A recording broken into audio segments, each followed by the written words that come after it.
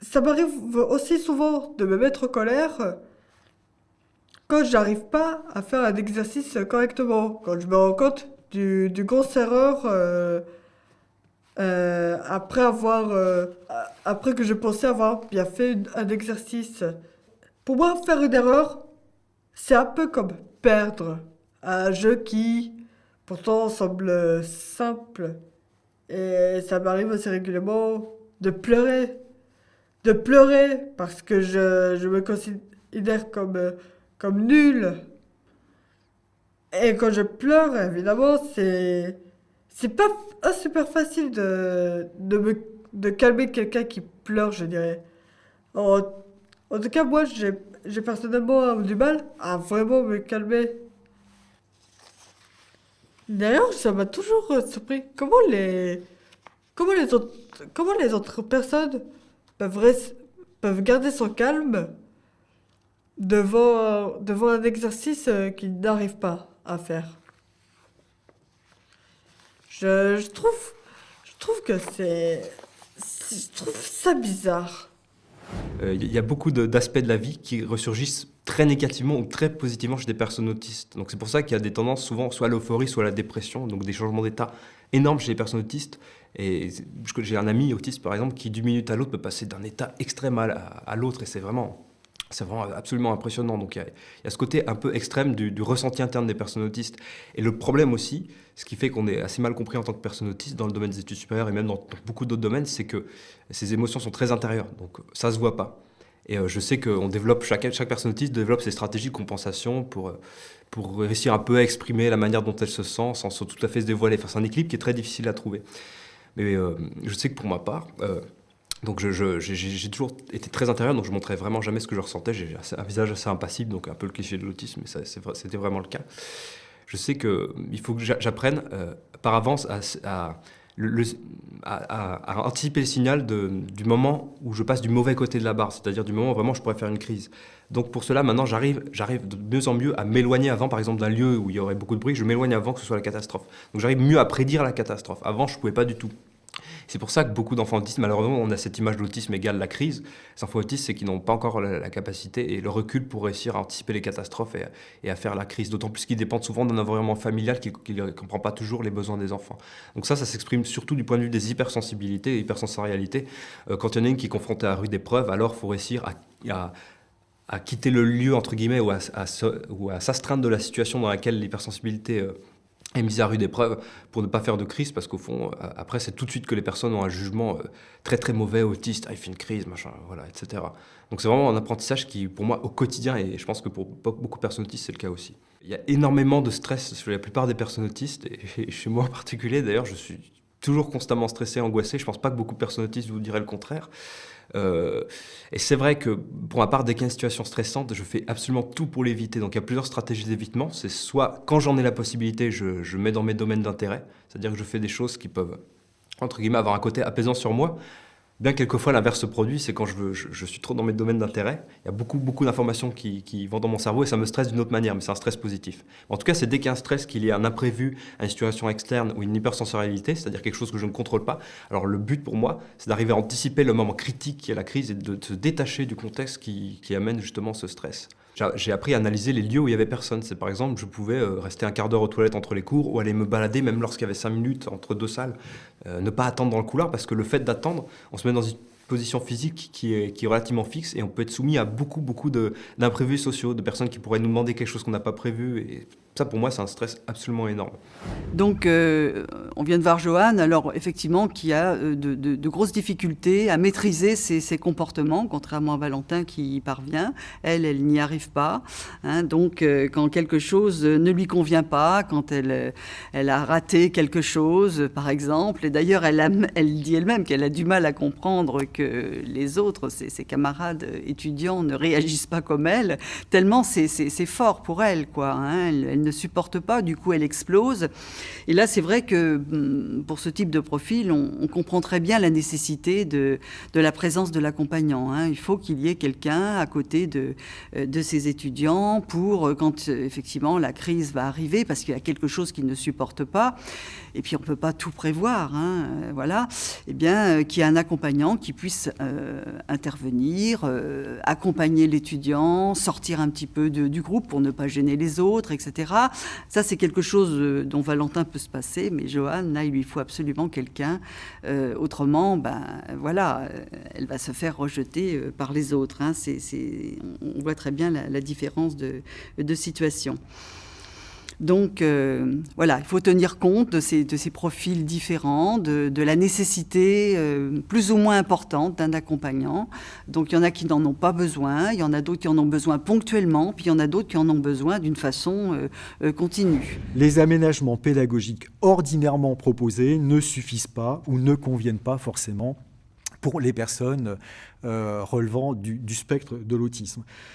Bon, il faut dire que dans pas mal d'universités, quand même, les aménagements relèvent souvent de ce qu'on appelle le tiers-temps pédagogique. C'est-à-dire qu'il y a un aménagement des examens, on va donner un petit peu plus de temps à la personne. Alors, c'est valable pour une personne qui a un handicap visuel, par exemple. Alors un tiers, là aussi, pourquoi un tiers et pourquoi pas le double de temps? Le mieux serait quand même de partir des caractéristiques et puis de proposer des aménagements qui correspondent de ces caractéristiques plutôt que de faire du standard. Donc, du tiers-temps pédagogique, par exemple, même pour certains étudiants, ça ne convient pas. Mais pour l'étudiant qui relève du spectre de l'autisme, éventuellement, ça ne lui sert à rien du tout. Ça ne lui sert à rien parce que ce qui lui pose problème, c'est d'être au milieu des autres, c'est d'être dans une pièce où l'éclairage ne lui convient pas, etc., etc. Donc, de fait, les aménagements habituels ne conviennent pas, mais ce sont les seuls que l'on propose parce que les professionnels chargés de cette mission, généralement, ne connaissent pas les caractéristiques de l'autisme.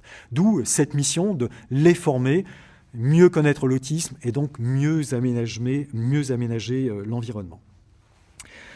Bon, maintenant aussi, j'ai repris là les deux items qui reviennent systématiquement. Ces problématiques principales restent la relation sociale. Si on devait résumer ce qu'est l'autisme, c'est le handicap social, c'est-à-dire cette différence dans les compétences sociales qui fait qu'on va avoir du mal à comprendre ce que disent les autres, surtout quand ils s'expriment au second degré. On va avoir du mal à lire les expressions faciales, les expressions émotionnelles notamment, alors qu'on sait que c'est un outil d'ajustement social, etc. Donc évidemment, ce sont les deux items qui d'entrée ont posé problème aux professionnels.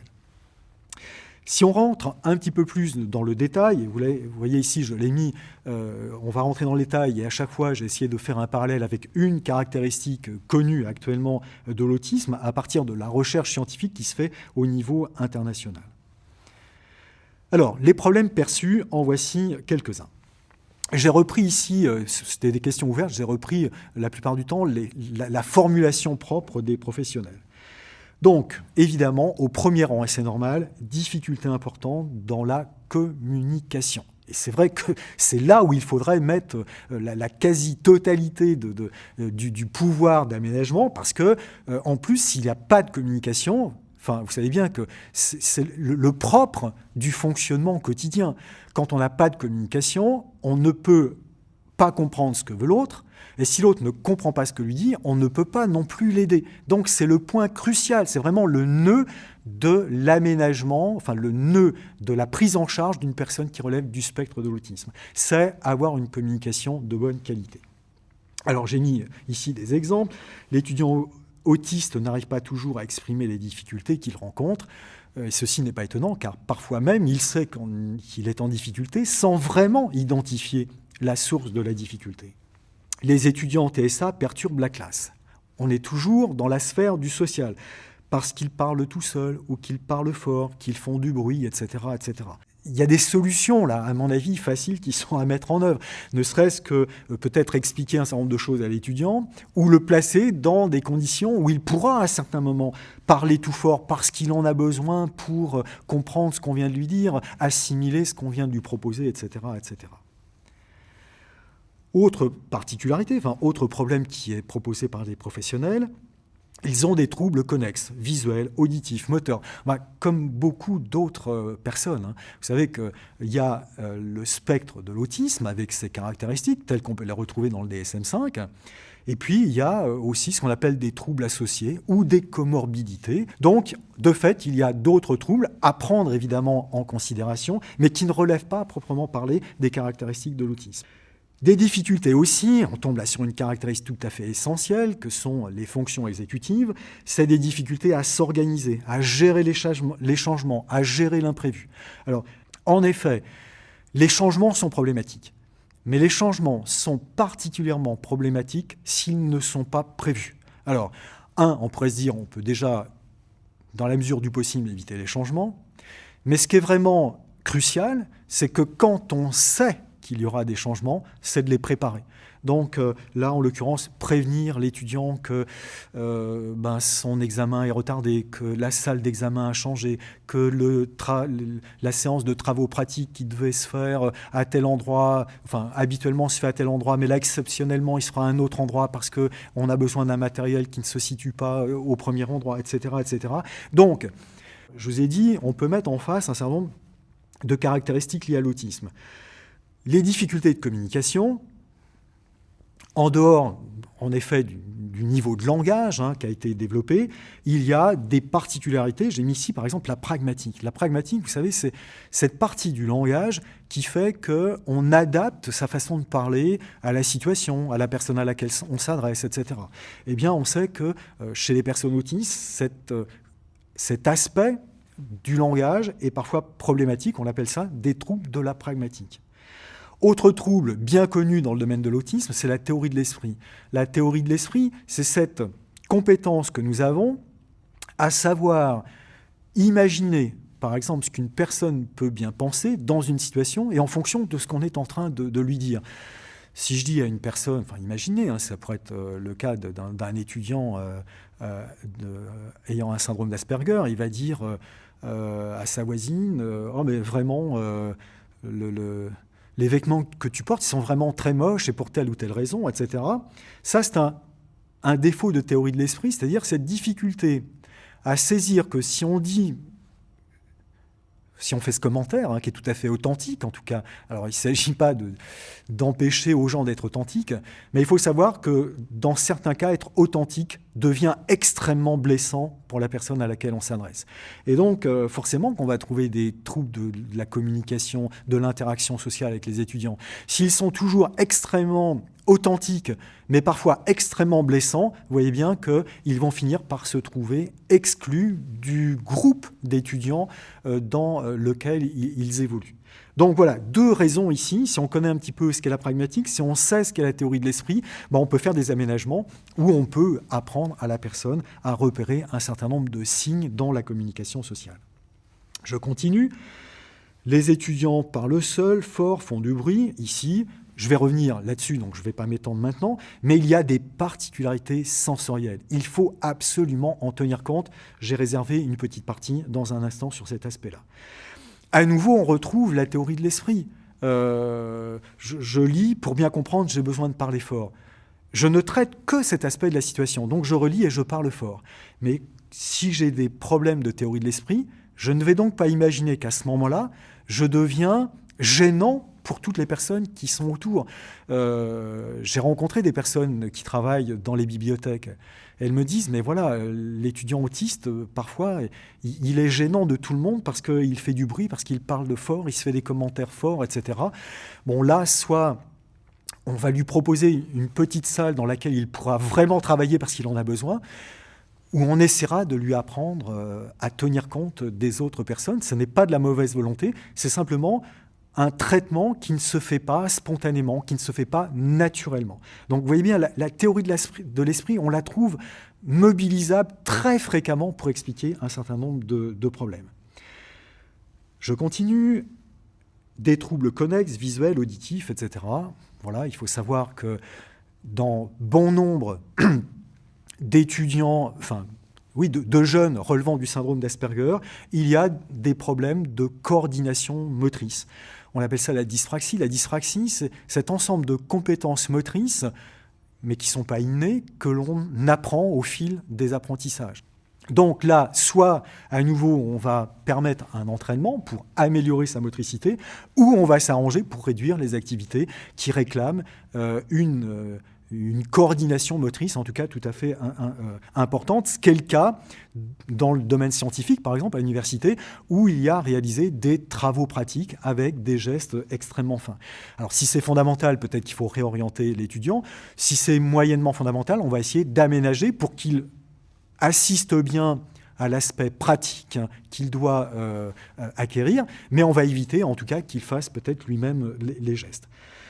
On a aussi des problèmes d'hyperacousie. L'hyperacousie, vous savez, c'est cette possibilité qu'ont certaines personnes d'entendre des bruits infimes, voire dans une pièce à côté. Dans ce cas-là, pour cette personne, c'est un brouhaha incroyable et constant. Et si elle veut travailler, si elle veut discuter avec quelqu'un, elle est obligée de se mettre dans un endroit qui la débarrasse de tous les bruits qui l'empêchent de comprendre. On peut avoir des troubles de l'attention, on peut avoir des troubles de l'attention associés en plus à des troubles de l'hyperactivité, ce qui ne va pas être très facilitant, en tout cas pour tout l'aspect collectif, le travail en groupe, par exemple. Et puis aussi la dépression. La dépression, souvent liée au fait que ces personnes autistes dites de bon niveau de compétences cognitives, intellectuelles, ces personnes ont du mal dans la relation sociale. Elles constatent bien qu'elles ont du mal à se faire des amis. Elles en ont conscience, ce qui, dans un certain nombre de cas, va déclencher des comportements, en tout cas, dépressifs. Difficulté à s'organiser, à gérer les changements, etc. Typiquement, ça relève d'une caractéristique qu'on appelle les fonctions exécutives. Alors, que sont les fonctions exécutives ? C'est cette compétence qui va me permettre à la fois de connaître les activités plus élémentaires que je dois enchaîner, et en plus de ça, la chronologie avec laquelle je dois enchaîner ces activités. Donc, vous voyez bien que les fonctions exécutives, c'est une compétence dont nous faisons usage quotidiennement, quasiment à chaque instant de la vie. Donc, si on a des problèmes de fonctions exécutives, ça touche aussi les jeunes qui rentrent à l'université, eh bien, je vais avoir du mal à m'organiser. Je vais avoir du mal aussi, j'ai mis ensuite la prévisibilité, à gérer les changements. Si on me laisse tout seul pour gérer les changements, ça risque même d'être catastrophique. Donc la prévisibilité, fonction exécutive, vraiment 2 points absolument essentiels. Alors la métacognition, c'est ce qui aide un petit peu à ça.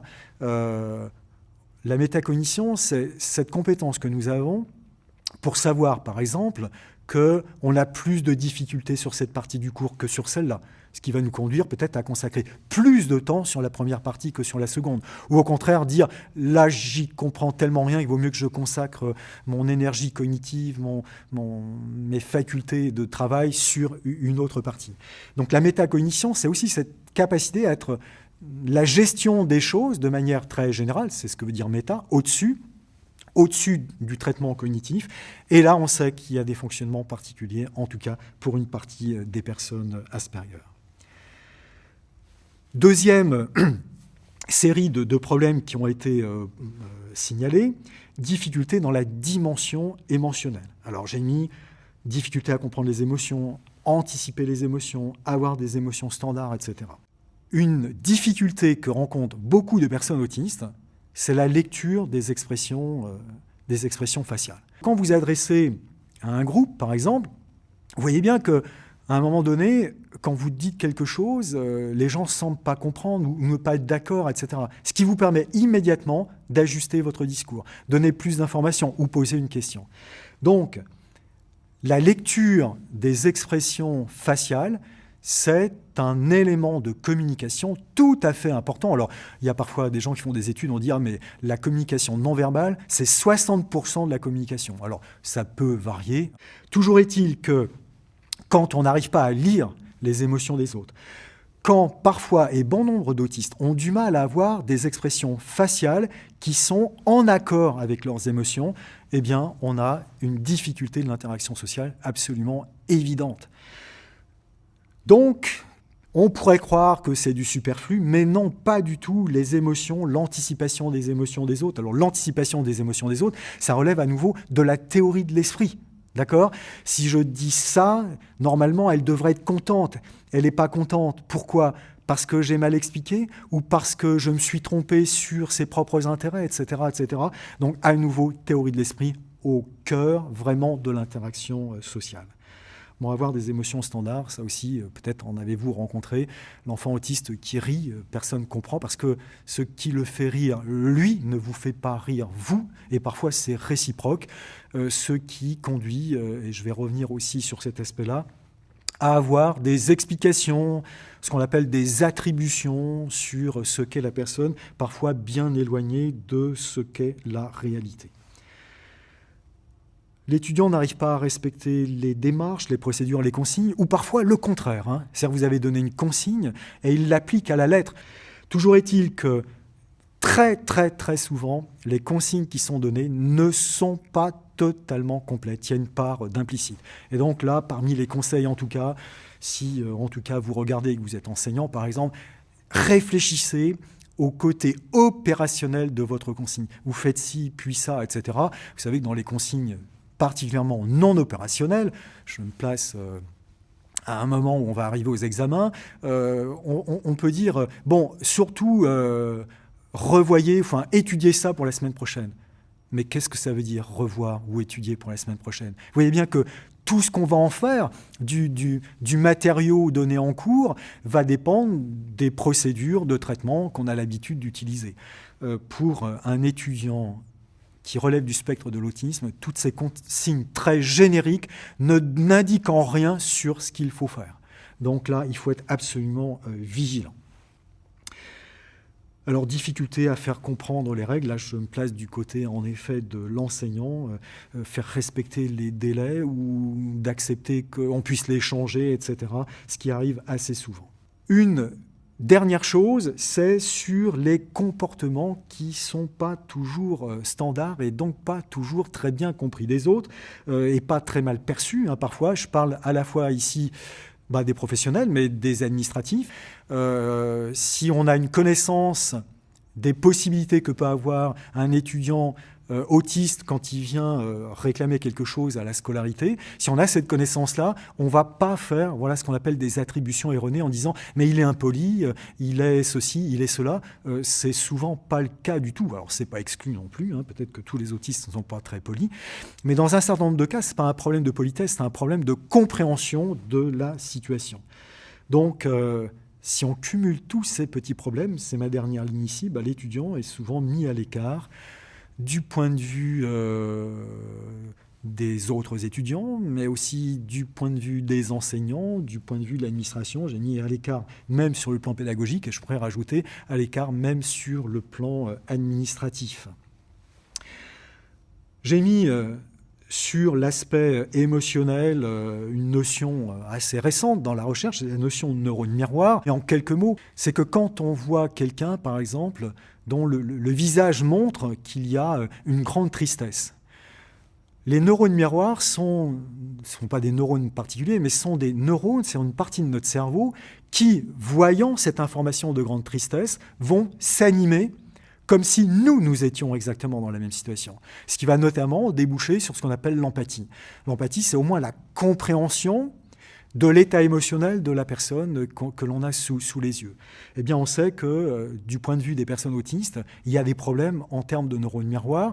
Soit ils ne fonctionnent pas exactement de la même façon que chez les personnes ordinaires, soit surtout, ils ont un déclenchement retardé, ce qui fait que, généralement, même s'il y a de l'empathie, elle ne va pas être immédiate. On va voir quelqu'un souffrir parce qu'il vient de se blesser, mais l'empathie ne va pas apparaître. Et justement, on va considérer que la personne autiste n'a pas d'empathie, ce qui n'est pas le cas. Et les raisons sont multiples, mais notamment pour ces problèmes de théorie de l'esprit, son problème de lecture des expressions faciales, ses problèmes de neurones miroirs, donc tout un tas en tout cas de bonnes raisons qui vont faire qu'au moins dans un premier temps, on aura l'impression que c'est une personne sans cœur, ce qui n'est pas du tout le cas.